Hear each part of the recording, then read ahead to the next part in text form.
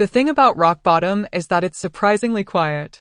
After the screaming matches with Liam, the division of books and sorrow, the finality of a slammed door echoing in an apartment that was suddenly twice its size, there was just silence. A hollow, ringing quiet that I tried to fill with the clank of iron and the rhythmic hiss of a treadmill. That's where I met Chloe. She was a fixed point in the chaos, all controlled power and contained energy, moving from the squat rack to the pull-up bar with a grace that felt like a different language. We started with a nod, then a spot, then a shared grimace over a particularly brutal set of leg presses. Soon, our schedules aligned into a shared ritual, a silent pact to drag each other through one more rep, one more day. She was my anchor, solid and dependable, and I tried very hard to ignore the way my breath caught when she'd smile, a rare, brilliant thing that lit up her severe face. I told myself it was gratitude. I told myself she was straight. It was easier that way. A neat little box to put the feeling in so it wouldn't break anything. Then came the shower. We just finished a grueling session, my limbs feeling like overcooked noodles, sweat plastering my tank top to my skin. Chloe was barely flushed, toweling her neck with an enviable lack of fatigue. "Hey," she said, her voice a low rumble over the gym's terrible techno music. "I've got to be across town in 45. Do you mind if we, shower together?" Just to save time, she said it so casually, like she was asking to share a protein shake. My brain short-circuited. 1,000 responses died on my tongue. Shower together? Like, in the same stall? The communal showers at Iron and Oak Fitness were not built for tandem activities. They were cramped, tiled cubicles with flimsy curtains that offered the barest illusion of privacy. My heart hammered against my ribs, a frantic bird trapped in a cage. I could feel the heat rising in my face, a blush I prayed she'd mistake for post-workout exertion.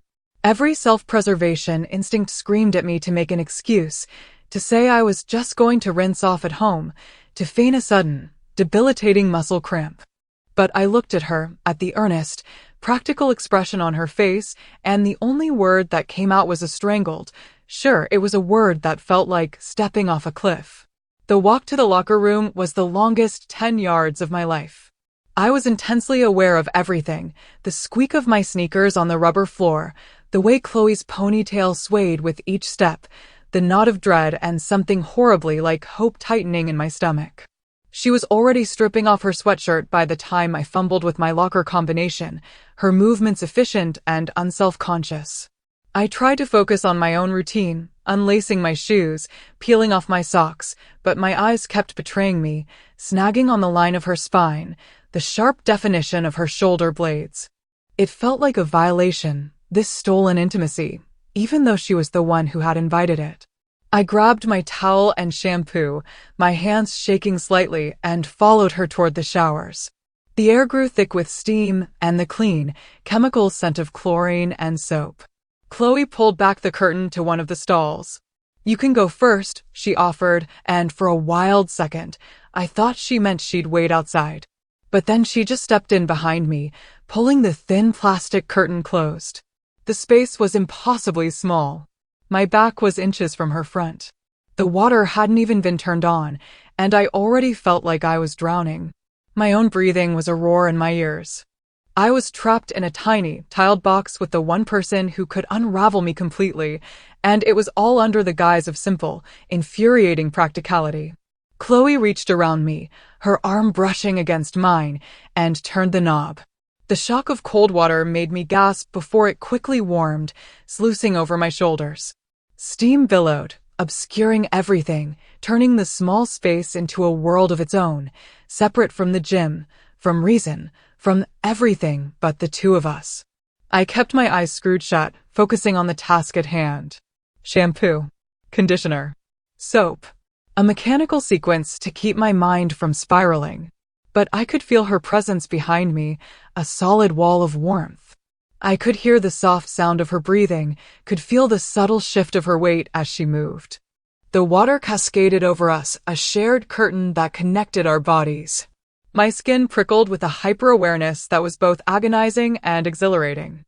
I tried to make myself smaller, to press myself against the cold tile wall to give her space, but there was no space to give. Her hand brushed my lower back as she reached for the soap, a fleeting touch that sent a jolt straight through my nervous system. I flinched, a tiny, involuntary movement. The air changed. The steady rhythm of her washing paused.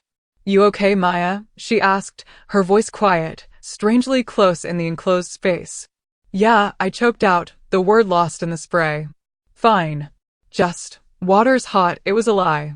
The water was perfect. It was me who was burning. I finished rinsing my hair in a frantic rush, my movements clumsy, and practically lunged out of the stall, mumbling something about needing to grab my conditioner, which was a blatant lie since the bottle was still in my hand. I didn't look back. I just stood under a different shower head, my heart pounding a frantic, terrified rhythm against my ribs, and wondered how I was ever going to look her in the eye again. Getting dressed was an exercise in silent, excruciating tension. I wrapped my towel around myself so tightly it was hard to breathe, and kept my back to her as much as possible, focusing on the mundane task of pulling on clothes as if it were a complex surgical procedure.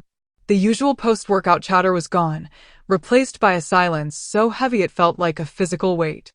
I could feel her watching me in the mirror's reflection. I refused to meet her gaze. I just saw the periphery of her, a shape of damp hair and toned muscle, moving with a deliberate slowness that felt accusatory. Or maybe I was just projecting. Maybe she hadn't noticed a thing, and this entire storm was raging only inside my own head.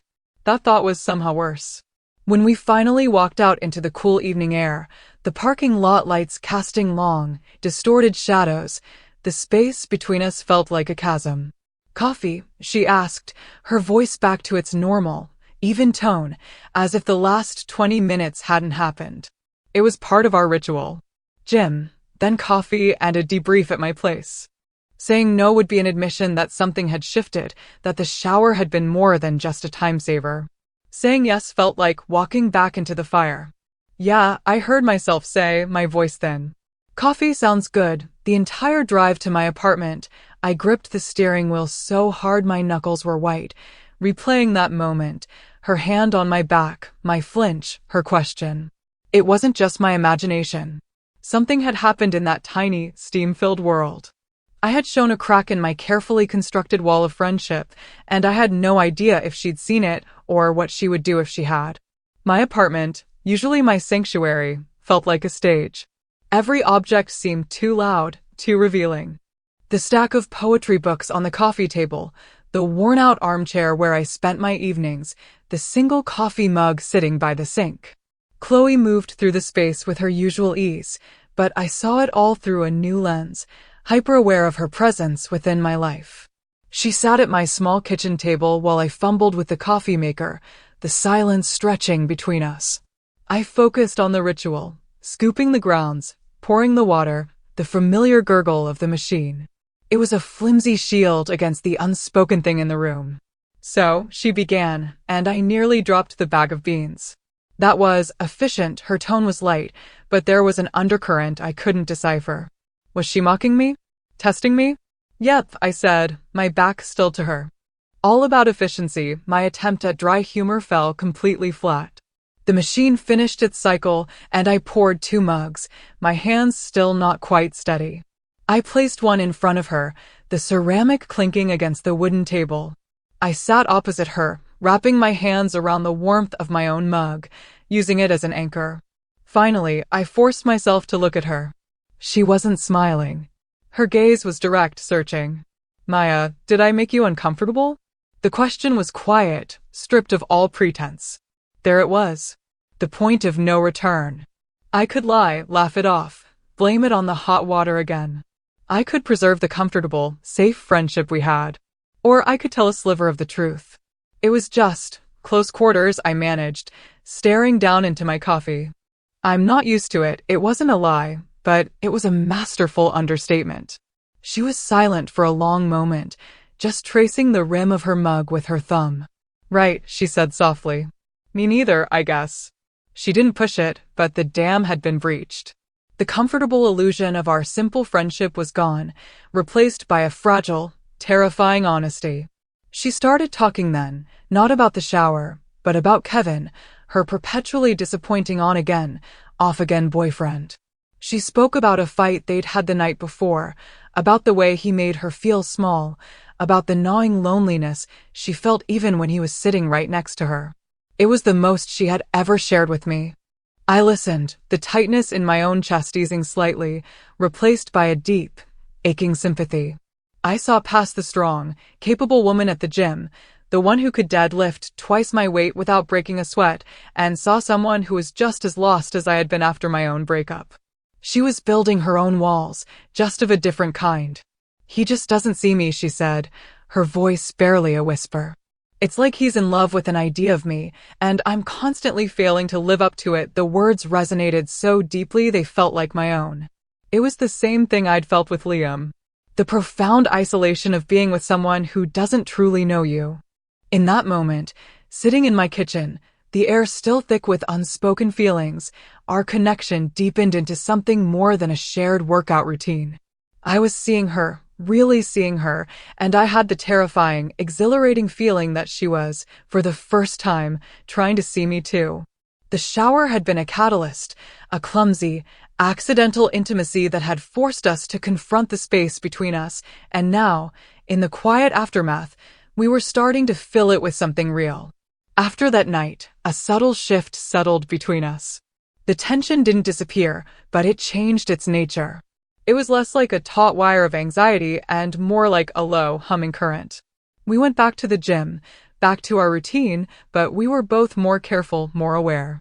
A casual touch to spot a lift was no longer casual. A shared glance in the mirror held a new weight. I found myself deliberately creating distance, choosing a treadmill a few down from hers, finding a reason to use the locker room at a different time. I was terrified. The glimpse of vulnerability she'd shown me had made her more real, more attainable, and therefore infinitely more dangerous to my carefully guarded heart. I was building my walls back up, brick by painful brick, convinced that if I just kept her at arm's length, this feeling would eventually starve. I told myself I was protecting our friendship, but I knew I was just protecting myself from the inevitable heartbreak of wanting a straight woman who could never want me back. It was a lonely, exhausting process, being so close to the sun and forcing yourself to live in the shade. I started making excuses. A headache. A work deadline. A sudden, intense interest in early morning yoga classes on the other side of town. Each lie was a small betrayal, and I saw the confusion and hurt flicker in her eyes every time I canceled. She didn't call me out on it, not at first. She just accepted my flimsy reasons with a quiet nod, her gaze lingering a moment too long, as if trying to read the truth I was so desperate to hide. The space I was creating between us was becoming a void, and the silence that filled it was lonelier than any I had ever known. One Tuesday, after a week of successful avoidance, my luck ran out. The sky had been a bruised purple all afternoon, and just as I was settling in for the evening, the clouds broke. Rain lashed against my windows, driven by a wind that rattled the old frames. A storm inside and out. Then a knock on the door. It was sharp, insistent, cutting through the sound of the downpour. My heart leaped into my throat. I knew who it was before I even looked through the peephole. Chloe stood on my doorstep, soaked. Rain plastered her dark hair to her forehead and dripped from her chin. She wasn't wearing gym clothes, just jeans and a thin jacket that was clearly no match for the deluge. She looked undone, her usual composure washed away by the storm. "Can I come in?" she asked, her voice tight. I stepped back, holding the door open, and she walked past me into the warmth of my apartment, leaving a trail of damp footprints on the floor. She stood in the middle of my living room, hugging herself, shivering slightly. "You've been avoiding me," she said. It wasn't a question. The directness of it stole the air from my lungs. "No, I started, the lie already tasting like ash in my mouth." "Don't, Maya," she cut me off, her eyes pinning me in place. They were dark, stormy, filled with a hurt that mirrored my own. "Just don't." Did I do something wrong? Was it the shower? Did I cross a line? Her voice cracked on the last word, and the sound broke something inside me. All the walls I had so carefully constructed crumbled into dust. The exhaustion of pretending, of hiding, of running from this overwhelming feeling finally caught up to me. Tears I didn't even know I was holding back began to well in my eyes, hot and stinging. "No," I whispered, my voice thick. "You didn't do anything wrong." I sank onto the edge of my sofa, the fight completely gone out of me. The sound of the rain was a roar, filling the silence between us. Chloe took a tentative step closer, then another, until she was standing right in front of me. She knelt down, so our eyes were level. Her jeans were soaked, and I could feel the damp chill of them even from a few inches away. "Then what is it?" she asked, her voice impossibly gentle. "Talk to me," and I did. The words tumbled out, messy and incoherent, a torrent of confession I couldn't stop. I told her about the loneliness after my breakup, about how our friendship had become my lifeline. I told her how much I valued it, how terrified I was of losing it. I didn't say the words, "I'm in love with you," but they were there in every trembling sentence, in every tear that traced a path down my face. "It's just complicated, Chloe," I finally managed, looking at my hands, unable to meet her gaze.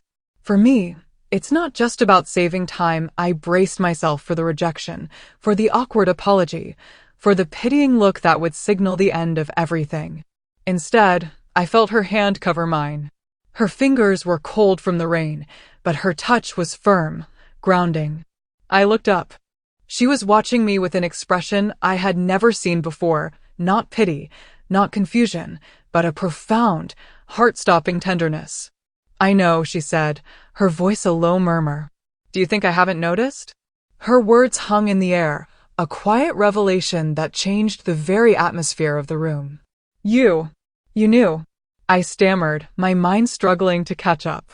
She gave a small, sad smile. "I'm not as oblivious as I look, Maya. I saw the way you looked at me. I felt you pull away." She squeezed my hand. "I just didn't know why. I thought maybe I'd imagined it." She looked away for a second, a flicker of her own vulnerability showing through. "Kevin and we ended it. For good, this time," she said it simply, a fact laid bare between us. He was right. I couldn't give him what he wanted. Because it wasn't what I wanted, either. She looked back at me, her gaze intense and unwavering. "I've been so busy trying to be the person everyone expected me to be, I forgot to figure out who I actually am." The rain continued to beat against the window pane, a steady rhythm section to the frantic drumming of my own heart. In that moment, the labels straight, gay, friend all dissolved, leaving just the two of us, stripped down to the raw, honest truth. She was just as scared and confused as I was. Slowly, she raised her other hand and gently brushed a stray tear from my cheek with her thumb. The touch was electric, a spark in the quiet room. All the air left my body. I leaned into her touch, a silent surrender. The distance between us, once a chasm, had shrunk to nothing. Her face was so close now I could see the flecks of green in her dark eyes, could feel the warmth of her breath on my skin. This was it. The precipice I'd been teetering on for months. And for the first time, I wasn't afraid of falling. I closed my eyes as she leaned in, and her lips met mine. It wasn't a firework display. It was something quieter, deeper. It was like the first breath of air after being held underwater for too long. It was soft and hesitant, tasting of rain and salt, and a longing so profound it ached. It was a question and an answer, a beginning and an end, all at once. We woke to the pale, watery light of a post-storm morning. The rain had stopped, leaving the world outside washed clean, and for the first time in a long time, the silence in my apartment didn't feel empty. It felt full, peaceful. Chloe was still asleep, her arm thrown across my waist, her dark hair fanned out on my pillow. I lay there for a long time, just watching her breathe, memorizing the shape of her face in the dawn. The fear and anxiety that had been my constant companions for months were gone, replaced by a quiet, fragile sense of hope. This was real. Whatever this was, it was real. Eventually, I slipped out of bed, my movements careful so as not to wake her. I padded into the kitchen and started the coffee, the familiar ritual now imbued with a new, sacred meaning. As the aroma began to fill the small apartment, I felt her presence behind me. I turned, and she was leaning against the doorframe, wearing one of my old t-shirts, a sleepy smile playing on her lips. She looked younger, softer, all her sharp edges smoothed away. She didn't say anything. She just walked over to me, wrapped her arms around my waist from behind, and rested her chin on my shoulder. We stood like that for a few minutes, watching the coffee drip into the pot, my back pressed against her front. It was an echo of that moment in the shower, the same proximity, the same warmth, but this time there was no fear. There was no hiding. There was only a profound sense of coming home. I leaned my head back against hers, breathing in her scent, a mix of my soap and something that was uniquely her. We didn't know what would happen next. We hadn't talked about the future, hadn't defined what we were. But in the quiet calm of the morning, with the promise of coffee in the air and her arms around me, none of that mattered. We had saved some time, after all. An entire lifetime, maybe, stretching out ahead of us, waiting to be